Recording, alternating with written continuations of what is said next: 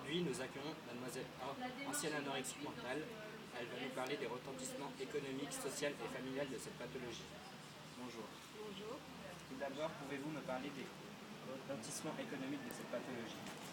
Donc, en étant anorexique, j'avais une baisse de tension, je me sentais très fatiguée, notamment au travail. Ma production elle a baissé, donc ça a mené à un arrêt de travail. J'ai consulté le médecin, on m'a souvent arrêtée. En étant en intérim, souvent, ça a mené à un arrêt de travail complet, donc une grosse baisse des revenus. Le symptôme dépressif de l'anorexie mentale, ça mène également à des arrêts de travail. On n'a plus le goût de venir travailler, donc d'où l'arrêt de travail et encore une fois une baisse des revenus. Au point de vue du retentissement social et familial, est-ce que vous avez été aidé, soutenu? Comment ça s'est passé? Au niveau des retentissements social et familial, l'anorexique, moi personnellement, j'avais tendance à m'isoler. Mes copines, mes amis me proposaient des sorties ou d'aller manger au restaurant. Alors le restaurant c'était une hantise, je refusais souvent.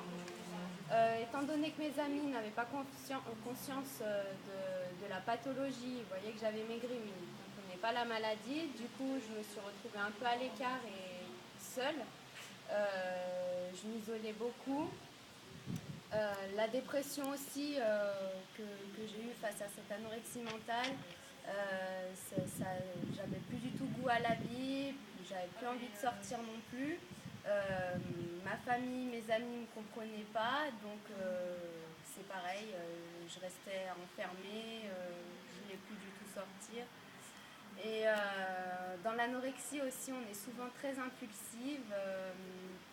D'où l'agressivité qu'on peut avoir envers nos amis et envers notre famille. On se met beaucoup à dos nos proches, donc on se retrouve souvent seul et on s'enfonce petit à petit, c'est un cercle vicieux. Ensuite, j'avais tendance à m'isoler beaucoup dans ma chambre, à refuser de descendre manger avec ma famille. Par exemple, pendant les repas, comme je ne voulais pas manger comme eux, je prenais mon assiette, j'allais dans ma chambre, ou alors si je mangeais avec eux, si on me forçait à manger avec eux en salle à manger, j'avais des manies, prendre un papier, faire semblant de s'essuyer et de recracher. Voilà, tout un mécanisme, voire même aller au WC, se faire vomir, voilà. Donc on s'enterre petit à petit. Mais malgré tout, j'ai eu la chance d'avoir un bon entourage. J'avais ma mère à mes côtés, j'avais ma famille à mes côtés, j'avais une amie qui est beaucoup restée présente pour moi et ils m'ont beaucoup aidé à remonter la pente et à me sortir de cette spirale infernale.